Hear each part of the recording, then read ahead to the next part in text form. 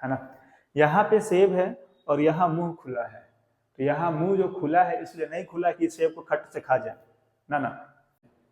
फिर आपके मन में सवाल तो ये आएगा कि सर यदि अट्रैक्ट कर रहा है तो फिर इसमें मोशन क्यों नहीं हो रहा है, मूवमेंट क्यों नहीं शो हो रहा है। लेकिन ये आप नहीं, कोई और है। और ये जो आदमी बहुत खास है ना। ये मत समझिएगा कि ये बैंड बाजा वाला कपड़ा पहना है तो बैंड बाजा वाला है, नहीं नहीं। ये एक ऐसे व्यक्ति हैं जिन्होंने फिजिक्स की दुनिया में ऐसा ऐसा कारनामा किया है कि आप सोच नहीं सकते हैं। जय हिंद बच्चों, प्रिंस क्लासेस में आप सब लोग का स्वागत है। हम आशा करते हैं आपकी पढ़ाई काफी अच्छी चल रही होगी और अभी कुछ समय बाद अब आपका क्या होगा, एग्जाम स्टार्ट होने वाले होंगे, है ना। तो आज हम लोग क्लास 9th का फिजिक्स स्टार्ट करेंगे, ठीक। अच्छा, फिजिक्स में भी हम लोग चैप्टर 3 जो ग्रेविटेशन है उसको पढ़ा जाएगा, ठीक है।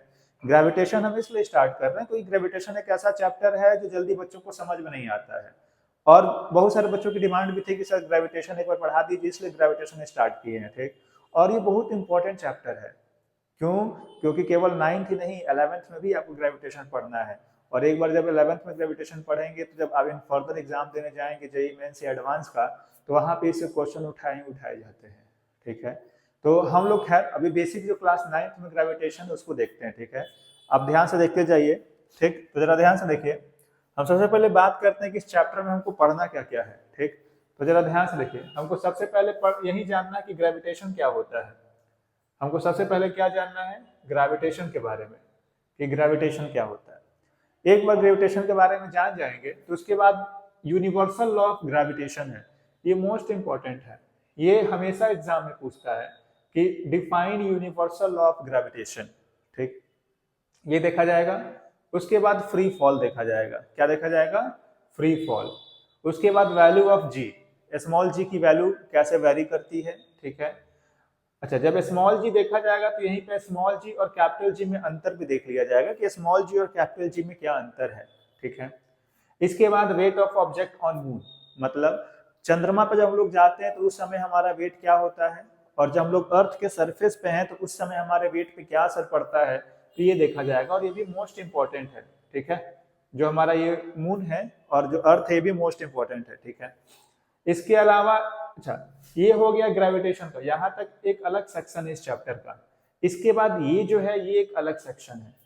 इसमें क्या क्या देखा जाएगा, तो इसमें हमारे पास है थ्रस्ट। इसमें क्या है? थ्रस्ट। थ्रस्ट और प्रेशर के बारे में समझना है। उसके बाद बायोन्सी के बारे में समझना है और उसके बाद आर्किमिडीज प्रिंसिपल के बारे में समझना है। ये तीन एक अलग कॉन्सेप्ट है, इसी चैप्टर के अंदर डाला गया। लेकिन जब आप एक साइड बुक लेंगे ना, तो साइड बुक में इस यहाँ से जो सेक्शन है, यहाँ से इस सेक्शन को अलग कर दिया है, ठीक है। यहाँ तक एक सेक्शन में रखता है, ये सेकंड सेक्शन में रखता है, ठीक है। अच्छा अच्छा, जब ये चैप्टर पढ़ेंगे तो इसमें एक कैपलर्स लॉ भी आता है ना। बहुत सारे क्लास स्कूलों में ये कैपलर्स लॉ नहीं बताया जाता है क्योंकि इससे ज्यादा क्वेश्चन नहीं उठाया जाता है। लेकिन जब आप 11th में आएंगे तो ग्रेविटेशन चैप्टर का शुरुआत ही कैपलर्स लॉ से होगा। तो हम आपको कैपलर्स लॉ यहाँ बताएंगे, लेकिन लास्ट में बस आपको जो नॉर्मली इसके स्टेटमेंट है वो बस समझा देंगे, ठीक। तो आप ये मत समझिएगा कि कैपलर्स लॉ यहाँ नहीं लिखा तो नहीं बताया जाएगा, कैपलर्स लॉ भी आपको बताया जाएगा, ठीक है। तो 1 बाय 1 सारे टॉपिक हम लोग कवर अप करेंगे, ठीक है। अच्छा, यदि एक ही लेक्चर में सारे टॉपिक देखेंगे तो ये लेक्चर बहुत लंबा हो जाएगा, और बहुत लंबा हो जाएगा तो क्या पता आपको समझने में दिक्कत भी आए, है ना। तो हम लोग इसको अलग अलग पार्ट में कवर अप करेंगे, ठीक है। तो अभी चलिए, फिलहाल हम सबसे पहले बात करते हैं ग्रेविटेशन के बारे में। किसके बारे में बात करते हैं? ग्रेविटेशन, ठीक है। जरा ध्यान से देखिए, ये जो ग्रेविटेशन है इसका ओरिजिन कहाँ से हुआ, है ना। सबसे पहले कौन व्यक्ति थे जो ग्रेविटेशन के बारे में सोचना स्टार्ट किए? तो यहाँ जरा किनारे देखिए, है ना। यहाँ पे जो ये व्यक्ति बैठे हैं, यही वो व्यक्ति हैं जो सबसे पहले ग्रेविटेशन के बारे में समझे, है ना। और उन्होंने क्या बोला? उन्होंने बोला क्या, वो हम बाद में समझेंगे। पहले देखते हैं कि इनके साथ ऐसा क्या हुआ, है ना, कि ये ग्रेविटेशन के बारे में सोचना स्टार्ट किए। तो इनके साथ हुआ ये कि एक गार्डन में बैठे हुए थे, है ना। अच्छा, जिस गार्डन में बैठे थे वो एप्पल का गार्डन था। तो जो एप्पल था अचानक इनके ऊपर गिर गया, ठीक है। अच्छा, यदि आपके ऊपर गिरता तो भाई आप तो एकदम छलांग मार के पहले पकड़ते, धूल धूल के खा जाते। लेकिन ये आप नहीं, कोई और है। और ये जो आदमी बहुत खास है ना। ये मत समझिएगा कि ये बैंड बाजा वाला कपड़ा पहना है तो बैंड बाजा वाला है, नहीं नहीं। ये एक ऐसे व्यक्ति हैं जिन्होंने फिजिक्स की दुनिया में ऐसा ऐसा कारनामा किया है कि आप सोच नहीं सकते हैं, और इस व्यक्ति का नाम है न्यूटन, है ना। यहाँ पे सेब है और यहाँ मुंह खुला है, तो यहाँ मुंह जो खुला है इसलिए नहीं खुला कि सेब को खट से खा जाए, ना ना, ये मुंह इसलिए खुला है ताकि वो इस बात को सोच रहे हैं कि ये सेब मेरे ऊपर ही क्यों गिरा, why this Apple fall on me only, क्यों नहीं कहीं और जाके गिरा। तो जब इसके बारे में ये सोचने लगे तो इनको बहुत इंपॉर्टेंट रिजल्ट पता चला, और बहुत इंपॉर्टेंट रिजल्ट क्या पता चला, ये कि जो अर्थ होता है ना, ये हमेशा ऑब्जेक्ट को अपने सेंटर की तरफ अट्रैक्ट करता रहता है। पहला चीज ये पता चल गया, है ना। दूसरा इनको ये पता चला कि केवल अर्थ ही नहीं, दुनिया के हर दो ऑब्जेक्ट हमेशा एक दूसरे को अट्रैक्ट करते हैं। दूसरा ये चीज पता चला, और ये बहुत बड़ा इन्वेंशन था, है ना। तो कहने का मतलब जो ग्रेविटेशन चैप्टर है इसकी जो शुरुआत हुई है वो शुरुआत न्यूटन साहब ने ही किया था, है ना। और बस एक एप्पल के चलते हो गया, यदि ना एप्पल इनके ऊपर गिरा होता ना आज आप ग्रेविटेशन पढ़ते हैं, ठीक है। या फिर ये जो मुंह खोले हैं इस मुंह से भी खा गए होते तो भी ग्रेविटेशन की डिस्कवरी नहीं हो पाती, है ना। तो खैर चलिए जरा यहाँ पे देख लेते हैं। इन 1666 की बात है, न्यूटन से an apple fall wondered why did it fall straight down, है ना। न्यूटन के ऊपर एक एप्पल गिरा, फिर न्यूटन ने ये सोचा कि एप्पल सीधे ही क्यों गिरा, why did it fall straight down, ठीक। अच्छा, ही realised a force must pull object toward earth, the same force that keep planet in orbit. He named his force gravity. दिखाई दे रहा है। इन्होंने ये सोचा कि पक्का कोई ऐसा फोर्स है जो नीचे ऑब्जेक्ट को खींच रही है, और उसी फोर्स को आगे जाकर उन्होंने क्या नाम दिया, ग्रेविटी नाम दिया, ठीक है। तो ये नॉर्मल कहानी है, ये बहुत कम पूछता है, बस ये आपके बेसिक नॉलेज के लिए है, ठीक है। चलिए मेन जो हमारा चैप्टर का स्टार्ट होता है वो स्टार्ट होता है यहाँ ग्रेविटेशन से, ठीक है। तो जरा ध्यान से देखिए, ग्रेविटेशन के बारे में आपको एक चीज बता दें। देखिए दो चीज बार बार आता है, एक आता है ग्रेविटेशन,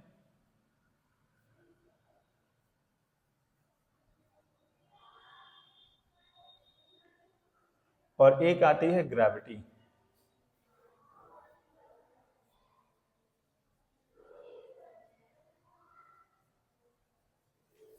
ठीक है। ग्रेविटेशन और ग्रेविटी, ठीक है। दोनों में बेसिक अंतर आप अभी समझ जाइए, फिर आगे आपको डेफिनेशन लिखने में कभी कठिनाई होगा ही नहीं। क्या, अगर आप ध्यान से देखेंगे तो आपको मालूम चलेगा कि ग्रेविटेशन एनी टू ऑब्जेक्ट का चर्चा करता है, एनी टू ऑब्जेक्ट,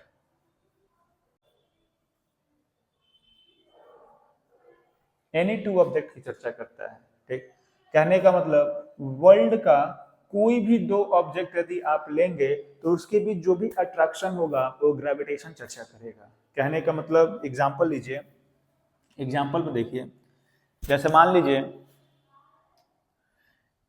ये आपका डेस्क है और यहाँ पे आपके टीचर का चेयर रखा हुआ है, क्या रखा है, चेयर, ठीक है। एक डेस्क है जिसपे आप बैठे हैं और एक टीचर का चेयर रखा है।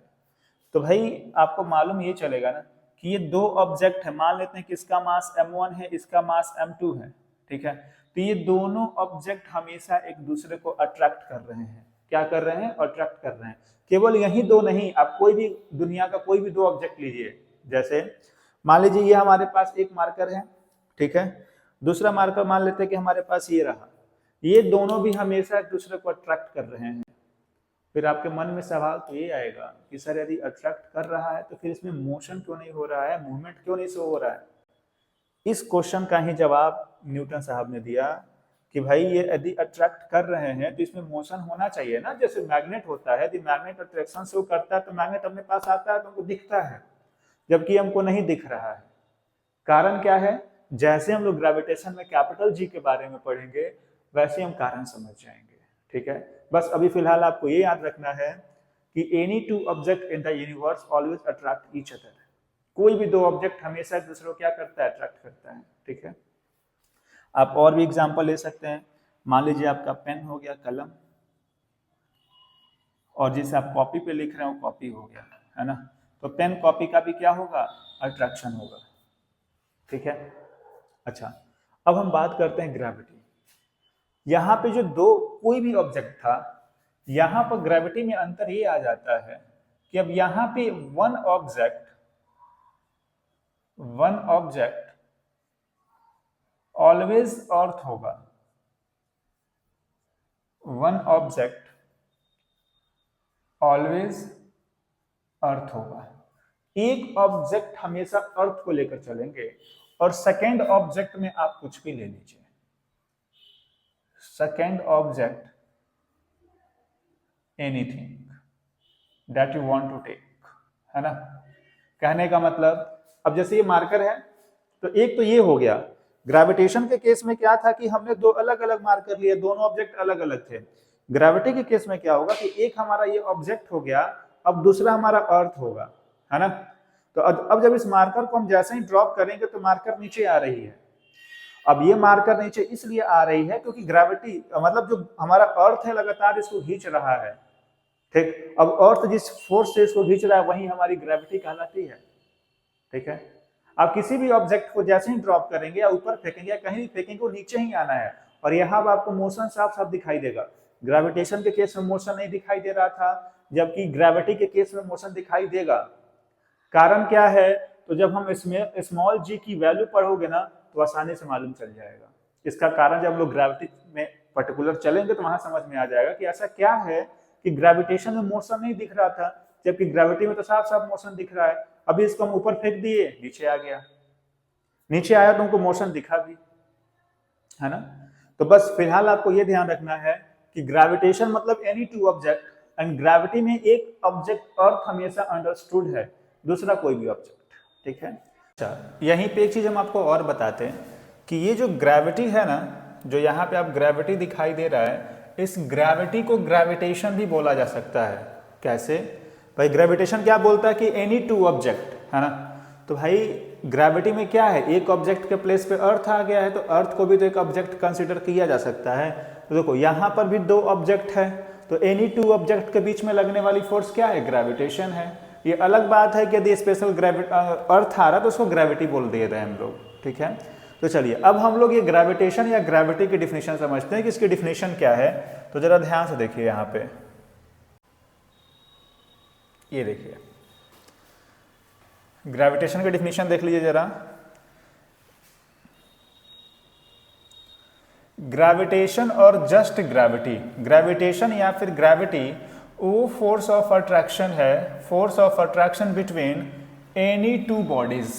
दिखाई दे रहा है कि ग्रेविटेशन हो या ग्रेविटी हो, ये दो ऑब्जेक्ट के बीच में लगने वाला हमेशा एक फोर्स ऑफ अट्रैक्शन होता है, ठीक है। कोई समस्या, ठीक। चलिए अब जरा यहाँ हम आपको एग्जाम्पल समझा दें। एग्जाम्पल देखिएगा तो आपको आसानी से सब समझ में आ जाएगा। क्या, सबसे पहला एग्जाम्पल है कि force that cause the ball to come down is known as gravity.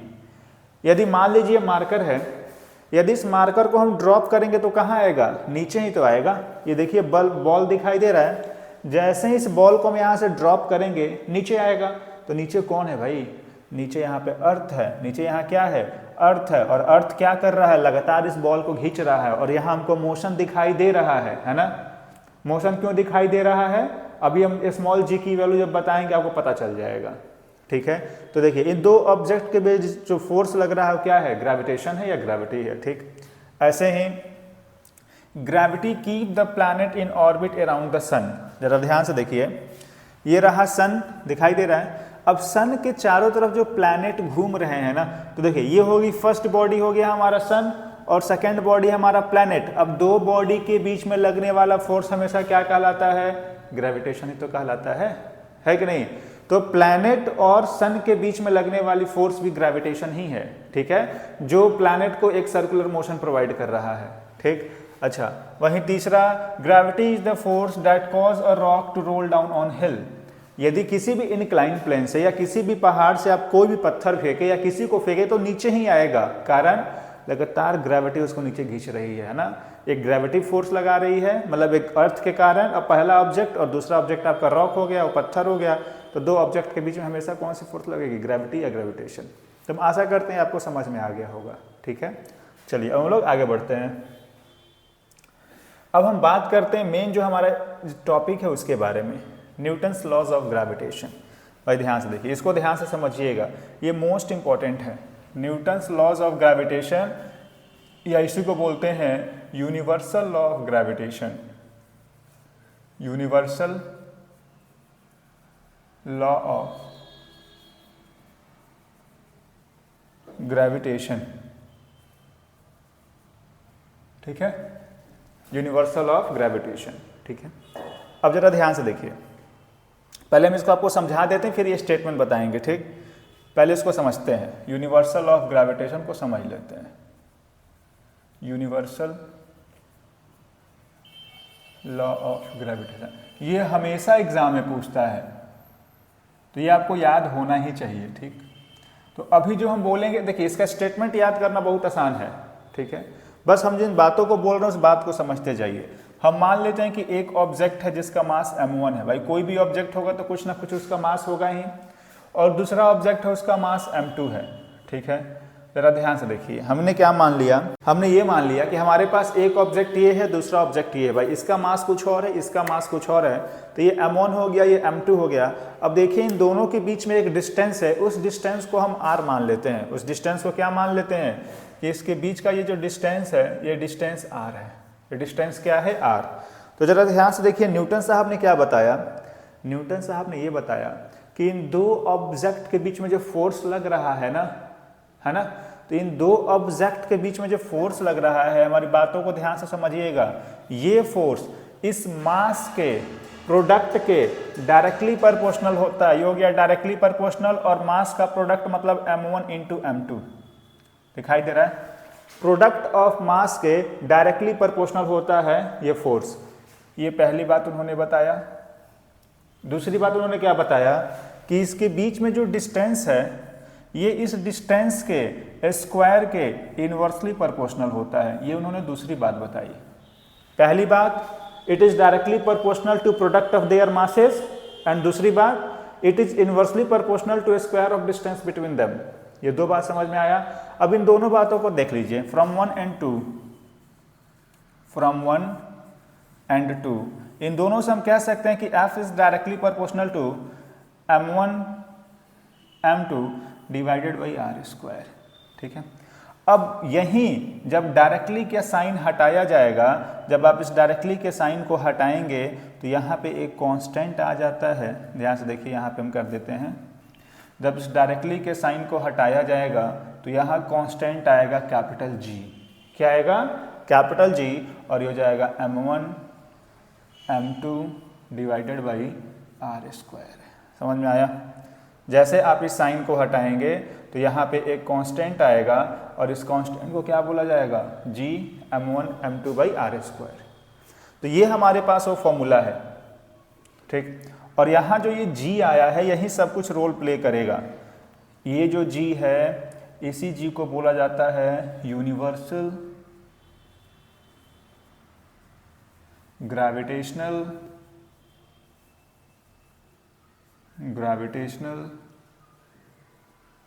Constant. Universal gravitational constant, समझ में आया? यहाँ यूनिवर्सल ग्रेविटेशनल कांस्टेंट, यहाँ शब्द यूनिवर्सल क्या बता रहा है, यूनिवर्सल ये बता रहा है कि आप अपने घर पे रहिए, दिल्ली रहिए, बम्बई रहिए, या फिर चाइना जाइए, नेपाल जाइए, जहाँ मन करे वहाँ जाइए, all over the world, not in the world, in all over the universe, जहाँ भी आप जाएंगे कैपिटल जी की वैल्यू वहीं पाएंगे। समझ में आ रहा है? कैपिटल जी कभी नहीं बदलता है। ठीक है, तो फिर बात ये आती है कि भाई वो वैल्यू क्या होती है। इसकी वैल्यू बहुत खास है, इस बात को समझिएगा। जो कैपिटल जी की वैल्यू है, जो हर जगह कांस्टेंट होती है, वैल्यू है 6.67 इंटू 10 के पावर -11। ये हो गई कैपिटल जी की वैल्यू। कितनी? 6.67 इंटू 10 के पावर -11। ये वैल्यू कभी नहीं बदलता, इसलिए इसको यूनिवर्सल कांस्टेंट बोलते हैं। जो हर जगह एक समान हो, वही यूनिवर्सल कांस्टेंट है। ठीक, तो ये समझ में आया आपको, है ना? अब इसके स्टेटमेंट को समझते हैं। देखिए, ये दो बातें आपको याद है तो यही बात स्टेटमेंट में लिखा जाता है। पहली बात कि ये जो फोर्स है कैसा फोर्स है, हमेशा दो ऑब्जेक्ट के बीच में लगता है और ये हमेशा अट्रैक्शन शो करता है। तो पहली बात तो हम यही समझेंगे कि भाई जो फोर्स है दो ऑब्जेक्ट के बीच में लगता है और हमेशा अट्रैक्शन शो करता है। और ये दो ऑब्जेक्ट पे डिपेंड कैसे करता है, तो ये दो ऑब्जेक्ट पे कैसे डिपेंड करेगा, it is directly proportional to product of their mass, जो कि पहली लाइन बोल रही है, और दूसरा line it is inversely proportional to square of distance between them. ठीक है, अब इसके हम डेफिनेशन को यहाँ से देख लेते हैं, जरा ध्यान से देखिए। Newton's laws of gravitation states that, अब आपको यहाँ समझना है कि every object in the universe attract each other, है ना। यूनिवर्स में दो ऑब्जेक्ट हमेशा एक दूसरे को अट्रैक्ट कर रहे हैं, और वो जिस फोर्स से अट्रैक्ट कर रहे हैं उस फोर्स के बारे में न्यूटन साहब क्या कमेंट करते हैं, तो ध्यान से देखिए। कह रहे हैं कि force that is directly proportional to product of their masses, यही ना बताए हैं कि ये मास के प्रोडक्ट के डायरेक्टली प्रोपोर्शनल होता है, ठीक, and inversely proportional to square of distance between them, और उसके बीच के डिस्टेंस के स्क्वायर के इनवर्सली प्रोपोर्शनल होता है। देखिए यही बात यहाँ समझाया गया है ना, कहाँ गया, यहाँ पे पहली बात ये, दूसरी बात ये, ठीक। कोई समस्या, तो अब जरा ध्यान से देखिए। अब इस स्लाइड पे यही चीज बताया गया है, तो ये आपको स्लाइड दिखाई दे रहा है। देखिए ये हो गई पहली बात m1 m2 के डायरेक्टली प्रोपोर्शनल, और ये हो गई दूसरी बात, है ना, कि स्क्वायर के इनवर्सली प्रोपोर्शनल। दोनों को मिलाएंगे तो F बराबर G m1 m2 by r square आ जाएगा, ठीक। और इसी जी को क्या बोलते हैं, यूनिवर्सल ग्रेविटेशनल कांस्टेंट, और इसकी वैल्यू 6.67 इंटू 10 के पावर -11 होता है, ठीक। अब एक बात समझिएगा, इसके बगल में हमेशा यूनिट लिखा जाता है। क्या लिखा जाता है, यूनिट। और इसका यदि आप यूनिट नहीं लिखेंगे तो आपका आधा मार्क्स काट लिया जाएगा। तो हम यूनिट को रटते नहीं, समझते हैं, है ना, कि आखिर इसकी यूनिट आता कैसे है। तो जरा ध्यान से देखिएगा और आप खुद बताइएगा, ठीक है। अब हम अगला वही बात कर लेते हैं कि कैपिटल जी की यूनिट कैसे लिखी जाए, है ना। फॉर्मूला क्या होता है, F is equal to G m1 m2 by r square, यही फॉर्मूला होता है ना, F is equal to G m1 m2 by r square, ठीक है। यहाँ से g की वैल्यू निकालना तो हो गया F r square is equal to capital G m1 m2, ठीक। ये दोनों मल्टीप्लीकेशन में इधर आएगा तो डिवीजन हो जाएगा, तो capital G is equal to क्या हो जाएगा, F r square divided by m1 m2, ठीक है। तो ये हमारे पास फॉर्मूला आ गया, ठीक, ये फॉर्मूला आया हमारे पास। अब बस यहीं से हमको यूनिट निकाल देना है। कैसे, जरा ध्यान से देखिए। क्या आपको फोर्स का यूनिट नहीं पता है भाई? अभी इसके पहले चैप्टर में आप पढ़े होंगे अपने क्लासेस में क्या, कि फोर्स की यूनिट होती है न्यूटन। क्या होता है, न्यूटन। और ये आर क्या है, डिस्टेंस है, डिस्टेंस की यूनिट मीटर स्क्वायर, ठीक है। मास है तो केजी, m1 का भी केजी और m2 का भी क्या हो जाएगा, केजी। तो ये क्या आ गया, न्यूटन मीटर स्क्वायर, और केजी केजी क्या हो जाएगा, केजी स्क्वायर। तो इसकी यूनिट कितनी आ गई, न्यूटन मीटर स्क्वायर पर केजी स्क्वायर, ठीक। तो अब यदि आप कभी भी जी की वैल्यू बताएंगे, कभी भी जी की वैल्यू यदि आपको बताना हुआ तो कैसे बताएंगे, 6.67 इंटू 10 के पावर -11, और यहाँ यूनिट लिखना आपको नहीं भूलना है, न्यूटन मीटर स्क्वायर पर केजी स्क्वायर। समझ में आया, यूनिट आपको लिखना नहीं भूलना है भाई साहब, ठीक।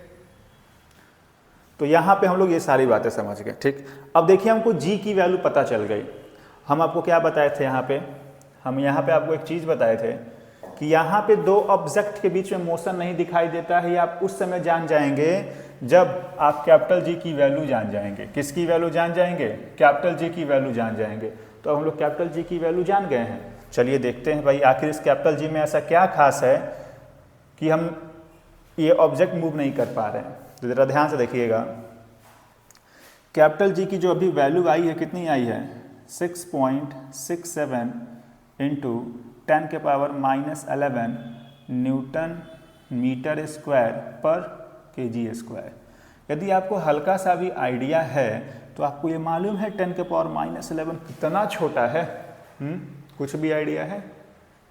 यदि हम आपको डिवीजन दे दे सॉल्व करने के लिए तो आप डेसिमल के 1 प्लेस, 2 प्लेस, 3 प्लेस, 4 प्लेस तक निकालते निकालते आपका एकदम पसीना छूट जाता है। ये देखिए डेसिमल के 11 प्लेस तक गया है। 11 प्लेस समझ रहे हैं, 4, 5, 6, 7, 8, 9, 10, 11।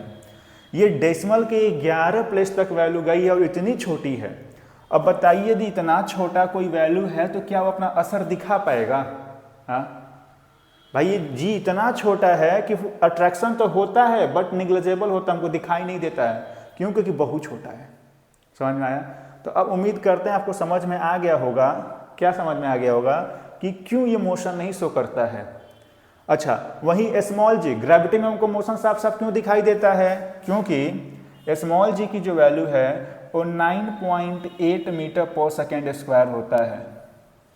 अब जरा आप खुद सोच के बता दीजिए भाई, ये 9.8 बड़ा है कि ये बड़ा है? 9.8 बहुत बड़ा है इसके कंपैरिजन में। यदि ये वैल्यू बड़ी है तो ये कहीं ना कहीं अपना असर दिखाएगा, और असर दिखाएगा तो तुमको मोशन साफ साफ दिखेगा। ये रहा मार्कर, जैसे ड्रॉप करेंगे मोशन दिख रहा है। क्यों? क्योंकि ग्रेविटी खींच रही है और ग्रेविटी की वैल्यू 9.8 है तो दिखेगा। लेकिन वहीं ये हमारे पास रहा फर्स्ट मार्कर, सेकेंड मार्कर, इन दोनों के बीच में मोशन दिखाई दे रहा है? नहीं। जबकि फोर्स लग रहा है, मोशन क्यों नहीं दिखाई दिया? क्योंकि कैपिटल जी बहुत छोटा था। उम्मीद करते हैं समझ गए होंगे आप लोग। ठीक है, फिर भी यदि कोई डाउट हो तो आप कमेंट जरूर करिएगा। ठीक, चलिए अब हम लोग बढ़ते हैं कि कैपिटल जी का इंपॉर्टेंस क्या क्या है। इंपॉर्टेंस मतलब कैपिटल जी हमारे इस वर्ल्ड में कहाँ कहाँ इंपॉर्टेंट रोल प्ले करता है। तो देखिए, importance of universal of gravitation. ठीक है, सबसे पहला इंपॉर्टेंट कि the force that bind us to the earth. भाई एक ऑब्जेक्ट हम हुए, दूसरा ऑब्जेक्ट अर्थ हुआ। अर्थ लगातार हमको नीचे खींच कर रखा है ग्रेविटी और ग्रेविटेशन के कारण ही। तो पहला समझ में आया भाई, हम खुद अर्थ पे हैं क्योंकि ग्रेविटी ने हमको खींच कर रखा है, ग्रेविटेशन ने खींच कर रखा है, इसीलिए। ठीक, तो पहला हम अर्थ पे हैं, इसका सबसे बड़ा कारण है ग्रेविटेशन। दूसरा, the motion of moon around the earth, है ना। जो मून जो है अर्थ के चारों तरफ घूमता है, उसका भी कारण क्या है? ग्रेविटेशन ही है। ये जरा आप एक फिगर समझ लीजिए, यहाँ से आपको सब समझ में आ जाएगा। हम मान लेते हैं कि हमारा हो गया सन, ये क्या हो गया? सन। ठीक है, अब सन के चारों तरफ ये मान लेते हैं हमारे प्लैनेट घूम रहे हैं। ये प्लैनेट का हमारा ऑर्बिट हो गया, और यहाँ पे है अर्थ। यहाँ क्या है? अर्थ। ये हो गया अर्थ। ठीक है, अब जरा आप सोच के बताइए, ये मान लेते हैं मास m1 हो गया, ये मास m2 हो गया। दो ऑब्जेक्ट है, इसके बीच का डिस्टेंस r है, तो क्या यहाँ ग्रेविटेशन नहीं लगेगा? भाई लगेगा। तो सन और प्लैनेट के बीच या सन या अर्थ के बीच में भी ग्रेविटेशन लग रहा है। और ये बात हम जानते हैं कि यहाँ पे एक सैटेलाइट भी होता है। सैटेलाइट मतलब नेचुरल सैटेलाइट की यदि हम बात करें, तो यदि हम मून की बात करें तो मून किसका चक्कर लगाएगा? अर्थ का चक्कर लगाएगा, है ना। मून अर्थ का चक्कर लगाएगा, ये मान लेते हैं हो गया मून। ये क्या हो गया? मून। तो अब आप यहाँ समझिए, मून अर्थ का चक्कर लगा रहा है, तो अर्थ को यदि मास m1 मानते हैं, इसको मास m2 मानते हैं, इसके बीच का डिस्टेंस r है, तो यहाँ पर भी तो कैपिटल G लग रहा है कि नहीं? तो यहाँ से आपको साफ साफ दिखाई दे रहा है। दो चीज़ तो आप आसानी से बता सकते हैं। क्या? पहला कि प्लैनेट और स्टार के बीच भी ग्रेविटेशनल फोर्स लगता है, प्लैनेट और सैटेलाइट के बीच भी ग्रेविटेशनल फोर्स लगता है ना। या फिर अर्थ और सूर्य के बीच में लगता है, अर्थ और मून के बीच में भी क्या लगता है? ग्रेविटेशनल फोर्स लगता है। ठीक है, तो देखिए यही बात यहाँ लिखा समझाया गया है, क्या कि मून और अर्थ के बीच में। ठीक है, अच्छा अगला देखिए, the motion of earth around the sun. हाँ, यही बात हम अभी समझाए हैं। अर्थ और सन, आप यहाँ अर्थ के प्लेस पे प्लैनेट भी लिख सकते थे। ठीक, अच्छा अगला है the tide due to moon in the sea, है ना। जो समुद्र में बड़ी बड़ी लहरें उठती हैं ना, वो भी कहीं ना कहीं ग्रेविटेशनल फोर्स के कारण ही उठती हैं। कारण क्या है कि जब मून अर्थ के पास आता है तो कहीं ना कहीं इसके बीच ग्रेविटेशनल फोर्स बढ़ जाता है। ग्रेविटेशनल फोर्स बढ़ने के कारण जो लहरें हैं समुद्र की, वो ऊंची ऊंची उठने लगती हैं, है ना। तो उसी को टाइड बोला जाता है। ठीक, तो ये हमारे पास चार इंपॉर्टेंट इसके हुए। पहला, हम खुद अर्थ पे हैं, ये हो गया। दूसरा, हमारा यहाँ फिगर से आप समझ लीजिए कहाँ गया। दूसरा, सन और प्लैनेट के बीच में। तीसरा, प्लैनेट और सैटेलाइट के बीच में। और चौथा जो टाइड आ रहा है वो। ठीक है, तो हम उम्मीद करते हैं आपको यहाँ तक समझ में आ गया होगा, है ना, यहाँ तक। ठीक, तो यहाँ तक ग्रेविटेशनल था, है ना। अब इसके बाद हमको क्या पढ़ना है? एक्सेलरेशन ड्यू टू ग्रेविटी पढ़ना है। लेकिन ये पढ़ने से पहले हमको बता दें कि इस पे बेस्ट न्यूमेरिकल कैसे आते हैं। न्यूमेरिकल पे तुमको कमांड बनाना है, तो जरा ध्यान से देखिए न्यूमेरिकल कैसे आएंगे। अभी तक तो हम एक ही फॉर्मूला पढ़े हैं, F = G m1 m2 divided by r square, है ना, यही फॉर्मूला पढ़ा गया है। अब यदि आप इसमें ध्यान से देखेंगे तो आपको एक चीज़ मालूम है क्या कि g की वैल्यू तो फिक्स है, ये तो कांस्टेंट है, ये तो चेंज होगा नहीं। ये वैल्यू क्या है, कांस्टेंट है, ये नहीं बदलेगा, ठीक है, ये फिक्स रहेगा। बदलेगा क्या, तो भाई जो बदलेगा इसमें ध्यान से देखिए, 1 2 3 4 चीज़ें ऐसी हैं जो अननोन है ना, 4 चीज़ें अननोन हैं। तो सबसे सिंपल जो इस पे क्वेश्चन बनते हैं ना, वो क्वेश्चन क्या बनेंगे कि इस 4 चीज़ में से वो कोई भी 3 दे देगा, 3 गिवन होगा, 3 क्या होगा, गिवन होगा, और कोई भी एक हमसे पूछ लेगा। ये समझ में आया, 3 चीज देगा, चौथा पूछ लेगा। जैसे आप खुद बताइएगा, ध्यान से देखिए, यदि मान लीजिए हम आपको फोर्स दे दिए, है ना, m1 दे दिए, m2 दे दिए, तो बताइए क्या हम आपसे पूछेंगे। अब भाई फोर्स दे ही दिए, m1 m2 दे ही दिए, g की वैल्यू पता तो आपसे डिस्टेंस ही ना पूछेंगे। तो यदि ये 3 चीज दिया है मतलब हम आपसे डिस्टेंस निकालने के लिए बोलेंगे। क्या निकालने के लिए बोलेंगे, डिस्टेंस, तो नहीं निकाल ले जाएंगे। ये तो नॉर्मल कैलकुलेशन वाले क्वेश्चन हो गए ना, ठीक है। तो एक इस टाइप के क्वेश्चन बनते हैं भाई, इसमें से क्या पता हो, f दे दे, r दे दे, m1 दे के m2 पूछ दे, है ना, क्या पता m2 दे दे, r दे दे, और f दे के हमको m1 पूछ दे, ठीक है। तो इस टाइप के क्वेश्चन इस पे आते हैं, ठीक। तो ये रहा पहला टाइप। इसके अलावा एक टाइप का और आता है, हम आपको समझा देते हैं। देखिए ऐसा कहता है कि 2 ऑब्जेक्ट है, इसका मास m1 है, इसका मास m2 है, ठीक है, और इसके बीच का डिस्टेंस क्या है, r है, बीच का डिस्टेंस क्या है, r है, ठीक। अब इसके बाद क्या बोलेगा कि इसके बीच के डिस्टेंस को रिड्यूस कर दिया जा रहा है। रिड्यूस मतलब आधा कर देते हैं। ये मास m1 हो गया, ये मास m2 हो गया, और इसके बीच के डिस्टेंस को हम r/2 कर देते हैं। क्या कर देते हैं, r/2 कर देते हैं, ठीक है। तो अब हमको यही बताना है कि इस केस में जो फोर्स आएगा, इसके फोर्स को F2 मानते हैं, जो F2 आएगा F1 से कितना कम या कितना ज़्यादा आएगा। भाई यहाँ फोर्स F1 आ रहा होगा, है ना, तो अब जो F2 आ रहा है F1 से कितना ज़्यादा और कितना कम आ रहा है, यही हमको बताना है। तो देखिए इस तरह का क्वेश्चन बेहद आसान होते हैं, हम आपको एक करके दिखा दे रहे हैं, जरा यहीं पर ध्यान से देखिए। यदि हम यहाँ पे F1 निकालेंगे तो कितना आएगा, G, दोनों का मास का प्रोडक्ट, तो m1 m2 डिवाइडेड बाई इसके बीच का डिस्टेंस r है, तो r का स्क्वायर, ये आ गया F1 आया, ठीक। अब हम चलते हैं केस नंबर 2 पे, जहाँ डिस्टेंस को आधा किया था, ठीक। चलिए इसको इक्वेशन 1 मान लेते हैं। यदि यहाँ F2 निकालेंगे तो हो जाएगा G, मास m1, यहाँ का मास m2, और इसके बीच का डिस्टेंस इस बार r/2 है, तो r/2 का होल स्क्वायर। कोई समस्या। अब ध्यान से देखिए, हो गया F2 = G m1 m2, r/2 का होल स्क्वायर करेंगे तो जाएगा r²/4, है कि नहीं। 4 ऊपर चला जाएगा, 4 ऊपर चला जाएगा, तो ये हो जाएगा 4G m1 m2/r²। तो F2 ही आया। अब यहीं पे आप जरा ध्यान से देखिए, जो यहाँ पूरा डाटा है G m1 m2/r², यही डाटा तो यहाँ पर भी है, और ये किसके बराबर है, F1 के बराबर है। इसका मतलब क्या हुआ, इसका मतलब ये हुआ कि हम F2 को क्या लिख सकते हैं, 4, और इस पूरे डाटा के प्लेस पे F1 लिख सकते हैं, क्योंकि ये पूरा डाटा F1 के बराबर था। तो ये हमारा आंसर होगा। समझ में आया कि जो यहाँ पे फोर्स लग रहा है पहले से 4 गुना ज़्यादा लगेगा। और वैसे आप हल्का सा दिमाग लगाते तो ऐसे भी हो जाता, क्यों, क्योंकि डिस्टेंस को आधा किया गया है, और डिस्टेंस हमेशा स्क्वायर होता है, तो 1/2 का स्क्वायर करेंगे तो 1/4 आएगा, 4 ऊपर चला जाएगा तो 4 टाइम आ जाएगा, ठीक है। तो इसमें इसी टाइप का क्वेश्चन पूछता है, ठीक है। अब इसके बाद जो एक्सेलरेशन ड्यू टू ग्रेविटी हम लोग नेक्स्ट पार्ट में स्टार्ट करेंगे, ठीक। एक बार यहाँ तक आप ध्यान से देख लीजिए, कोई डाउट होगा जरूर कमेंट करिएगा, ठीक है। बाकी मिलते हैं हम लोग नेक्स्ट क्लास में, तब तक के लिए धन्यवाद।